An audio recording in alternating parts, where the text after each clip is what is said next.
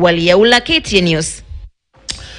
Tukisonga mbele ni kwamba baada ya kupeperusha taarifa ya uhaba wa chanjo aina ya Rotavirus kote nchini siku ya Alhamisi wiki hii, sasa Wakenya wana kila sababu ya kutabasamu, kwani Wizara ya Afya imetoa hakikisho kuwa ifikapo mwezi ujao, yani mwezi wa Julai, chanjo hiyo itakuwa hapa nchini.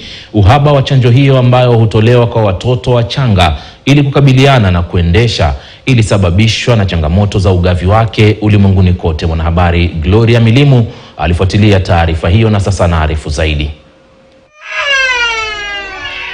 Chanjo ni mojawapo ya nguzo kuu za afya haswa kwa watoto, na inapokosekana maisha yao huwa hatarini. Ndiyo taswira ambayo taifa linakumbana nayo kwa sasa, uhaba wa chanjo aina ya Rotavirus. Chanjo hii ambayo hutolewa baada ya wiki 6 na 10 ya mtoto kuzaliwa husaidia kukabiliana na maradhi yanayosababisha mtoto kuhara, jambo ambalo linaweza likasababisha mauti. Baadhi ya hospitali nchini zimeripoti uhaba wa chanjo yenyewe. Kaunti ya Kakamega imeshuhudia uhaba wa takriban miezi 8 sasa. We have not been able to receive the vaccine since November 2021 to date, and provision of this vaccine is a national government function. We have reached out to them in regards to the same, and the ripple effect is that our babies that were born between November 2021 to date are not fully vaccinated as per the KP schedule of vaccination. So we are changing from what we had traditionally to something that is different. So there is a little bit of an issue of that changeover, where we know the supply chains have been broken since the onset of COVID, and this is causing some delay or some lapse. Taswira ni ile katika kaunti ya Vihiga.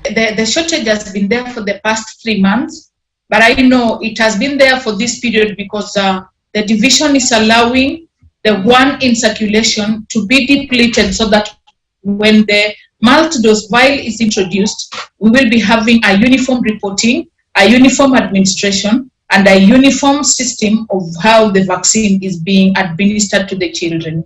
Kaunti zingine ambazo pia zinakadiria uhaba huo ni pamoja na Nakuru ambayo haijakuwa na chanjo hiyo kwa miezi 6 sasa, na kaunti ya Baringo. Rotavirus only attacks children when the immune system is depleted. But once the rest of the vaccines are in circulation and the child receives the rest of the vaccine as per the schedule, the mother shouldn't worry, because the risks of the children getting attacked by the rotavirus are very minimal since the child has received the rest of the vaccines. Chanjo ya Rotavirus ilianza kutolewa rasmi mwaka 2014, na wadhamini walitarajia kwamba itafika mahali ambapo Kenya itaweza kujitegemea na kuhakikisha kwamba mpango huo unaendelea bila tashwishi yoyote. Hata hivyo, taswira ni tofauti kabisa. Things that we should do as a vaccine advocate is to ensure that we have some bit of control in terms of the way we have our vaccines funded.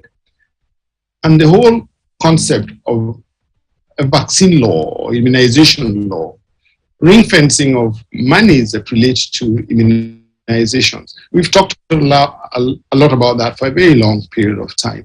I think it's about time that we actualize that. Vile kina mama ambao watoto wao hawajapokea chanjo hiyo wanashauriwa kuzingatia usafi wa hali ya juu ili kuzuia maambukizi.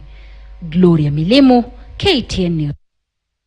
Mtazamaji, tamlazimu mgombea ugavana kwenye kaunti ama katika